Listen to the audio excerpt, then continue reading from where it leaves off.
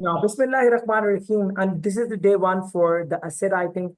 And in essay writing, I discussed yesterday as in a recap. अगर किसी ने देखना हो तो recorded lecture, the present students हैं मेरे, जो current students हैं online में on campus में, उनको recorded lecture मिल जाएगा कल का आज दोबारा.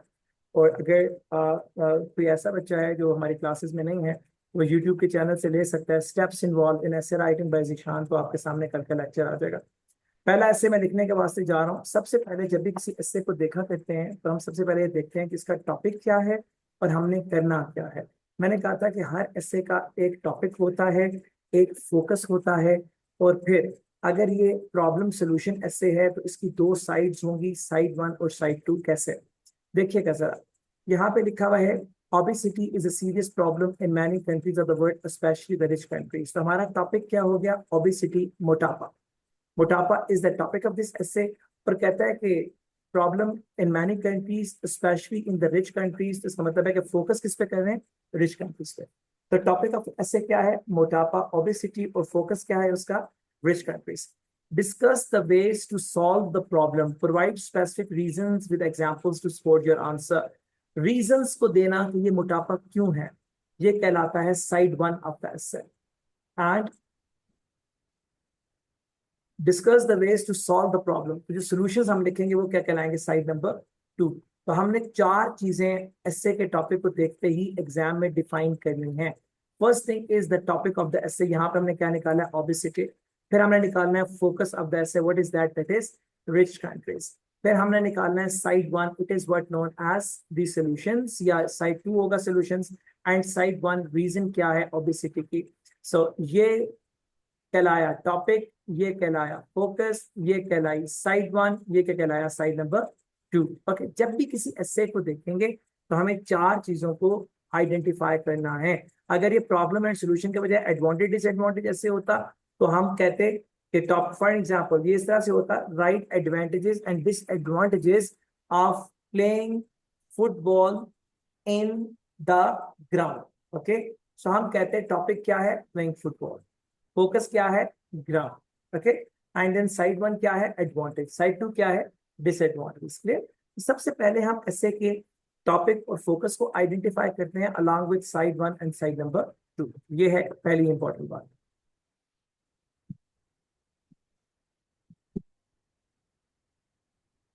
नंबर टू, जब हम साइड वन और साइड टू डिफाइन कर लेंगे तो उसके बाद ऐसे राइटिंग का स्टेप नंबर वन हमें फॉलो करना है. What is step number one? अब मैं यहाँ पे लिखना सिखा रहा हूँ.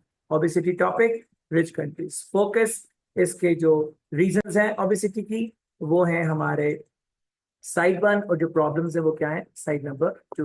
तो आज हम लिखना सीख रहे हैं इंट्रोडक्शन कैसे लिखते हैं. क्लियर जी. सो अब देखिए, step number one is the brain making an idea. हमने कल डिस्कस किया स्टेप नंबर वन ऐसे राइटिंग में. हमने क्या कल डिस्कस किया था? हमने स्टेप नंबर वन डिस्कस किया था ब्रेनस्टॉर्मिंग. हम सबसे पहले इस बात को डिफाइन करते हैं. स्टेप नंबर वन, हम सबसे पहले इस बात को डिफाइन करते हैं, ब्रेनस्टॉर्मिंग या माइंड मेकिंग. हम सबसे पहले इस बात को डिफाइन करते हैं कि हमने लिखना क्या. अब अगर हम ध्यान से देखें तो हमारे एस्से के अंदर दो चीजें जो है हमने उनको डिस्कस करना है. एक क्या है? प्रॉब्लम्स, और एक क्या है? सॉल्यूशंस. तो हम सबसे पहले रीजंस के चार पॉइंट्स लिख लेंगे. रीजंस हम चार पॉइंट लिखते हैं. हम कहते हैं पहली रीजन है ओबेसिटी की. For an example, it is the over eating या over consumption, over eating of the fast food. पहली रीजन ये है कि हम फास्ट फूड बहुत ज्यादा खाते हैं. मैंने कहा था कि कभी भी आइडिया को रॉ हैंडेडली एग्जाम में मेंशन नहीं करें. अगर आपको कहता हूँ कि जब भी आप सऊदी अरब जाइएगा, एमिरेट्स पे जाइएगा, तो आप पूछेंगे क्यों? What is the reason. लेकिन अगर मैं ये कहता हूँ कि जब भी सऊदी जाइएगा, एमिरेट्स पे जाइएगा, बिकॉज एमिरेट्स का टिकट सऊदी अरेबिया के लिए 50% डिस्काउंट पे मिलता है. तो अब आप लोगों को मुझसे ये पूछने की जरूरत नहीं होगी कि क्यों. इसका मतलब है कि मैंने बात को मुकम्मल लिखा है. क्लियर. जब भी एग्जाम में आइडिया बनाएं, कभी भी उसका रॉ आइडिया ना बनाएं, उसका इम्पैक्ट भी साथ जरूर लिखें. यही बात मैंने कल भी समझाई थी. So over eating of fast food, क्यों भला, इससे क्यों मोटापा होगा? हम कहते हैं कैलोरीज इंक्रीज कर जाएंगे. जो कैलोरीज है ना वो इंक्रीज कर जाती है. तो हमने ये काम जो कर रहे हैं पॉइंट्स बनाने का, कि रीजंस क्या हो सकती हैं और सॉल्यूशंस क्या होंगे, ये हम बनाएंगे एग्जाम में उस रफ पेपर पर या उस रफ शीट पर जो हमें एग्जामिनर अलहदा से देता है. तो हम उस रफ शीट पर अपने पॉइंट्स को आइडेंटिफाई करेंगे, बिकॉज रफ शीट पर पॉइंट्स को आइडेंटिफाई करने का फायदा हमें ये होता है कि रफ शीट्स पर पॉइंट्स को आइडेंटिफाई करने से हमारा जो राइट अप ऑफ एसे है वो खराब नहीं होगा। राइट अप ऑफ एसे जब खराब नहीं होगा तो हम बड़े आराम से अपने पेपर को देख के अपने पॉइंट्स को लिख लेंगे। सेकेंड रीजन हम कहते हैं, दूसरी रीजन ये है रिच कंट्रीज में इस ओबेसिटी की, कि लोग बहुत ज्यादा जंक फूड का यूज कर लेते हैं, जंक फूड बहुत ज्यादा खाते हैं। ओके, जंक फूड की वजह से क्या होगा, अगेन होगा क्या, या आप इसको जंक फूड की जगह कर दें cooked food. Cooked food for example pizzas और पिज्जाज वगैरह, या आप कह सकते हैं KFC and McDonald's stuff like that. हम कहते हैं कुक्ड फूड बहुत ज्यादा इस्तेमाल करते हैं, ready to eat cooked food. Cooked food की वजह से क्या होगा, आपका जो ऑयल लेवल है वो आपकी बॉडी में इंक्रीज कर जाएगा और उससे मोटापा हो सकता है। तो हम अपनी शीट पे पॉइंट्स लिख रहे हैं अपने कि हम क्या लिखेंगे अपने ऐसे में। नंबर 3, हम लोग कहते हैं कि यार एक्सरसाइज ही नहीं करते लोग, लैक ऑफ एक्सरसाइज। अब इसकी रीजन उनकी सुस्ती है या फास्ट लाइफ है, वो एक अलग बात है। सो लैक ऑफ एक्सरसाइज, उससे क्या होगा, बर्न आउट नहीं होगा। जो बर्न आउट है, बॉडी बर्न आउट जो है वो नहीं होगा, तो फिर मोटापा ही होगा। नंबर 4, हम कहते हैं लैक ऑफ इंफॉर्मेशन।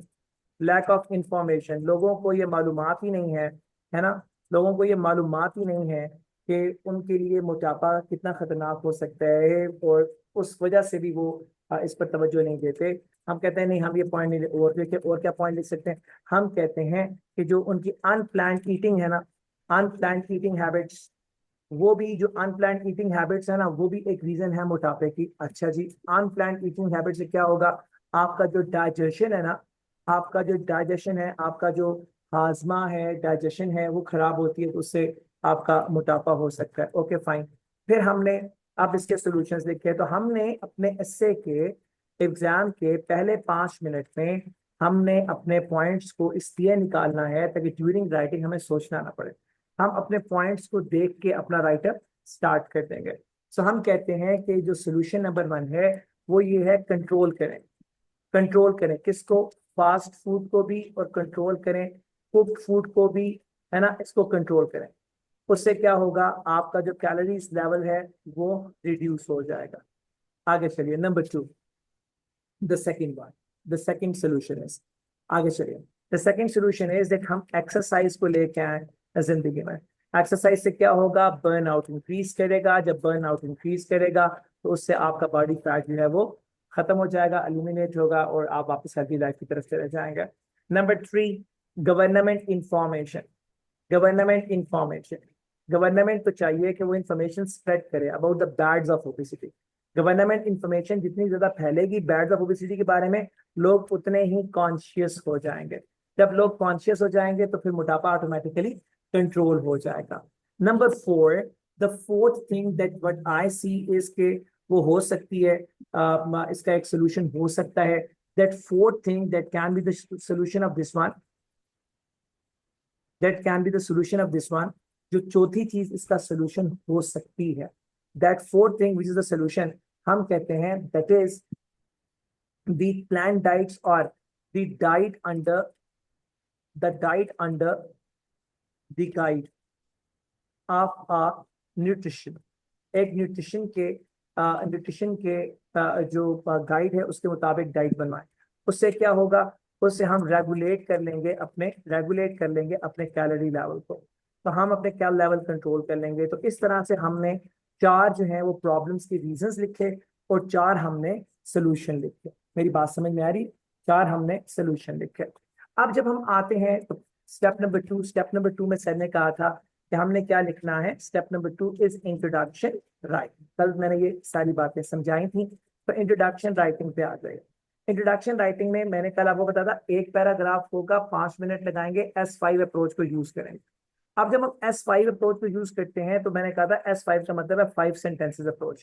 पहला सेंटेंस जो हम यूज करते हैं, it will cover topic, it will cover topic plus it will cover focus. पहले सेंटेंस में टॉपिक और फोकस दोनों में बात करेंगे आप, यानी कि एक सेंटेंस लिखेंगे जिसमें ओबेसिटी और रिच कंट्रीज का हम जिक्र कर देंगे। मेरी बात समझ में आ रही है, आगे चलिए। सेंटेंस नंबर 2 जो हम लिखेंगे उसमें हम जिक्र करेंगे साइड नंबर 1 का, यानी कि ओबेसिटी की एक रीजन लिखेंगे। यहाँ पे ऊपर जो हमने 4 पॉइंट्स लिखे हैं, एक पॉइंट हम रीजन का यहाँ पे इंक्लूड कर देंगे। बिकॉज याद रखिएगा, इंट्रोडक्शन में जो आप इंट्रोड्यूस करेंगे वही आप एक्सप्लेन कर रहे होंगे ना, और उसी को कंक्लूड भी करना है। तो मुझसे एक दफा एक साहब ने पूछा कि हम इंट्रोडक्शन में एक पॉइंट लिख रहे हैं, वही हम एक्सप्लेनेशन में भी लिख रहे हैं, वही कंक्लूजन में, तो उसका जवाब ये है कि पॉइंट इंट्रोडक्शन में आएगा, पॉइंट प्लस इम्पैक्ट दोनों एग्जाम्पल के साथ एक्सप्लेनेशन में आएंगे। क्लियर है नॉट? देखिए आप कहीं अगर कपड़ा खरीदने जा रहे हैं तो आप जो कपड़ा देखते हैं उसी को शॉपकीपर एक्सप्लेन करेगा, या आपने देखा कपड़ा ए और एक्सप्लेन कर देगा बी, तो ऐसा नहीं होता है। ठीक है जी, लेकिन ऑब्वियसली तरीका कार डिफरेंट है।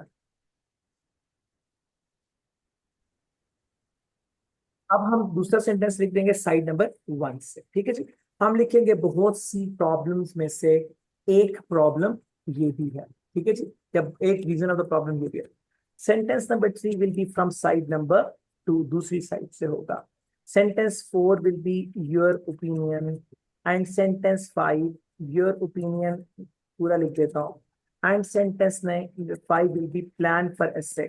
आप इस एसे में आगे आगे क्या करने के वास्ते जा रहे हैं। नॉर्मली जो आपका सेंटेंस 5 है वो हर एसे में एक जैसा ही रहता है। 5 तरह के एसे हैं आइट्स में, कोई भी एक एग्जाम में आ सकता है। पहली तरह का हमने शुरू कर दिया है। तकरीबन हर तरह के एसे में ये पॉइंट सेम रहता है, ओपिनियन में थोड़ा बहुत फर्क आता है, और पहले 3 पॉइंट बहरहाल हर एसे पे डिफरेंट होंगे। अब हम अपने करंट एसे पे आ रहे हैं, हम उसका इंट्रोडक्शन लिखने के वास्ते जा रहे हैं। अब मैं शुरू करूंगा एक बड़े ऑर्डिनरी स्टार्ट से, और फिर बाद में मैं इसको कंटेंट को इम्प्रूव कर दूंगा। अब यहाँ पे पहला सेंटेंस लिखें, obesity is a serious problem in many countries of the world specially in the rich countries. अब जिनको चाहिए शॉपर बैंड 4.5, 5.5, 6.5, वो इसी पहले सेंटेंस को थोड़ा सा रीवर्ड करके लिख दें तो भी गुजारा होगा। फॉर एग्जाम्पल हम यहाँ पे लिखते हैं ओबेसिटी, ओबेसिटी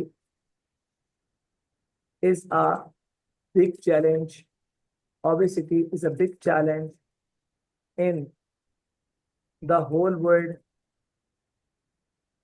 especially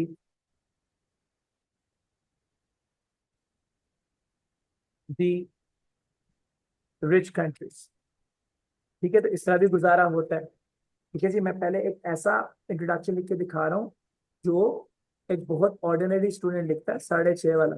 मेरी बात समझ, and then we will improve it how we can go up to 9 that. So specially rich countries, full stop. तो हमने सेंटेंस 1 लिख दिया। अब सेंटेंस 2 होगा साइड नंबर 2 से। ठीक है जी, इन मैनी बहुत सौ में, कामा, इन मैनी बहुत सौ में, one reason of obesity, one reason of obesity is the overuse of fast food। Clear जी? अब आप आ गए साइड 2 पे। However,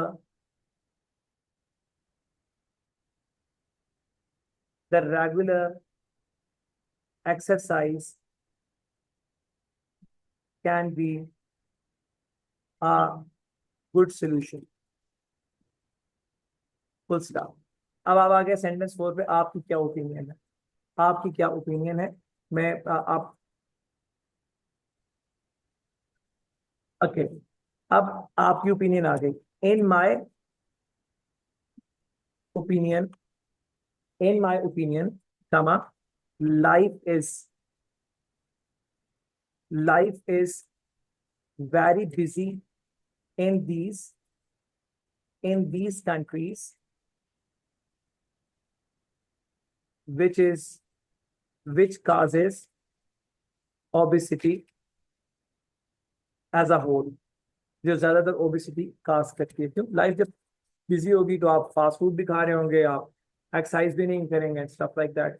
I will explain, I will explain, I will explain the both sides in detail later in this essay। full stop। Is it done बच्चों? तो हमने एक ऐसा इंट्रोडक्शन लिखा जिस इंट्रोडक्शन को एक ऐसा बच्चा लिखता है जिसको को बहुत सुपर बैंड नहीं चाहिए है, और उसको 6.5 up to 6.5 there is more than enough. अब मैं इसको कन्वर्ट कर रहा हूँ एक ऐसे बच्चे के इंट्रोडक्शन में जो आप जैसा होगा इंशाल्लाह। And the average band of our class is 8 अल्हम्दुलिल्लाह। तो मैं अब बताता हूँ कि हमारा बच्चा कैसे लिखेगा।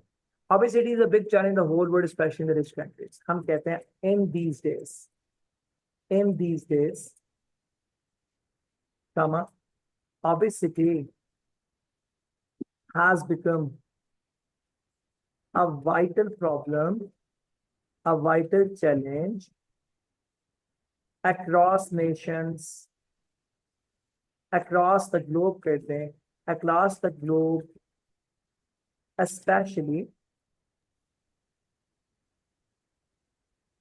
the modern states, especially in the modern states.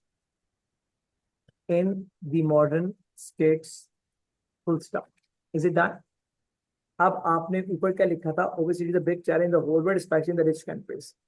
अब नीचे वो बच्चा है जिसने आइडिया टॉपिक और फोकस का तो लिया, मगर उसने उसको फॉलो करना पसंद नहीं किया, उसने अपना सेंटेंस लिखा.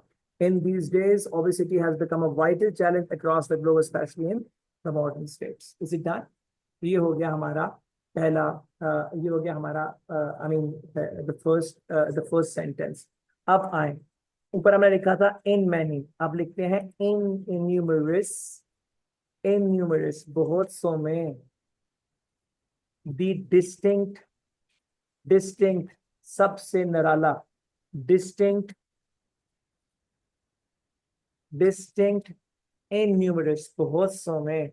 The distinct cause behind this issue is unplanned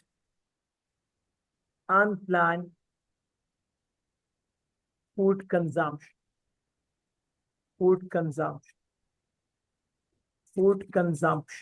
ये ले, आपको कौन सा अच्छा लग रहा है? Consumption, unplanned food consumption. तो एन आएगा ना, अनप्लान्ड फूड कंजम्पशन. आपको कौन सा अच्छा लग रहा है सेंटेंस, ऊपर वाला या नीचे वाला? जैसे आपको नीचे वाला अच्छा लग रहा है ना, ऐसे एग्जामिनर को भी नीचे वाला अच्छा लगता है. मेरी बात समझ में आ रही है? और आपको ज्यादा मेहनत नहीं करनी, बिकॉज सारी वोकैबुलरी मैं खुद करवाता हूँ. अभी आज शेयर करूंगा वोकैबुलरी का लेक्चर, एक एक चीज खुद लिखवाऊंगा उसमें कि ये वर्ड यूज करेंगे आप, इससे सिस्टर आप. क्लियर जी? आगे चलेगा. In numerous, the distinct cause behind this issue is unplanned food consumption. ठीक है जी? While on the other hand, दूसरी साइड पर, कमा, the regular, अब यहां पर लिख रहा हूं रेगुलर की जगह persistent physical exertion, physical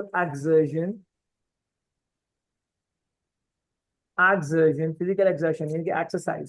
the persistent यानी कि लगातार, कंटिन्यूअस, है ना. Physical exertion is among smart solutions. Full stop. आप कौन सा सेंटेंस अच्छा लगता है, ऊपर वाला नीचे वाला? आंसर इज नीचे वाला. क्लियर जी? अब आपकी ओपिनियन आई है.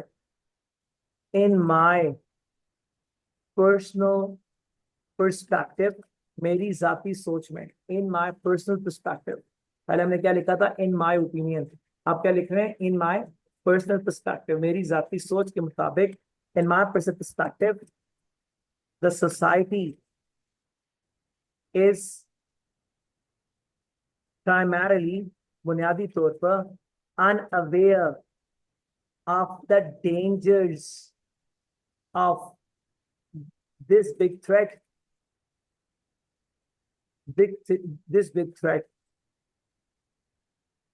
which is a basic problem, society को इस थ्रेट का पता ही नहीं है और यही बेसिक प्रॉब्लम है. इज इट डन और नॉट? आखिरी सेंटेंस रह गया. पहले लिखा था I will explain the both sides in detail letter in this एसे. अब मैं क्या कर रहा हूं? आई विल elaborate, elaborate होता है ना. I will elaborate, single L होगा ना भाई. I will elaborate the both perspectives in detail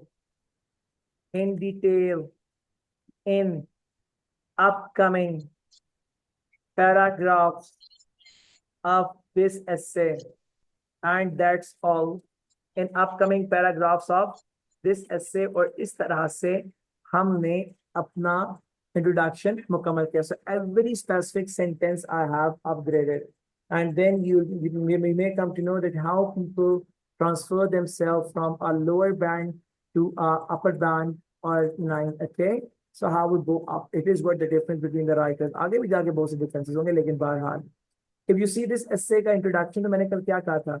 If you will follow 5S approach that is determined by Sir Zishan. अगर आप 5S approach use करेंगे जो Sir Zishan ने determine किया है, तो इंशाल्लाह आपका essay about 80 words तक खत्म होगा. यही बात की थी ना मैंने कल ऑनलाइन वालों और फिजिकल वालों, about 80 words तक खत्म होगा. तो ये आपका इंट्रोडक्शन आया और देखें ये कितने वर्ड्स का है. It is on 76 words. ठीक है जी, तो ये ने 76 वर्ड्स में मैंने खत्म किया. कल मैंने क्या कहा था, you follow the approach at sir Zeeshan is setting 80 words का इंट्रोडक्शन होगा, and it is almost 80 words. अल्हम्दुलिल्लाह, it is what the right way of handling the introduction of essay. जो चीजें कॉमन रहती हैं हर एसे में, नॉर्मली बदलती नहीं है, 99% कॉमन रहेंगी इन numerous. Okay, while on the other hand, है ना, in my personal perspective, है ना, ये चीजें नॉर्मली जब मैं टेम्पलेट बनाऊंगा ना, देखिएगा अभी टेम्पलेट तो मैंने आगे चल नहीं ना, ये लिखवा रहा हूँ. ये चीजें मैंने पीली की ना, हर ऐसे में सेम रहेंगी. हर ऐसे के टॉपिक के मुताबिक और पॉइंट्स के मुताबिक बाकी चीजें बदलती रहेंगी. इंट्रोडक्शन में ये चीजें सिमिलर रहेंगी. मेरी बात समझ में आती? It is what the right way of writing a good introduction of the essay, because आपका एग्जामिनर आपके इंट्रोडक्शन पे इस बात को डिसाइड कर लेता है that how much band he is going to give you. मेरी बात समझ रही है? It reflects your personality as a whole, कि आपकी राइटिंग पर्सनैलिटी कैसी है. मेरी बात समझ में आ रही है? So it is what the essay's introduction and how we need to write it in an effective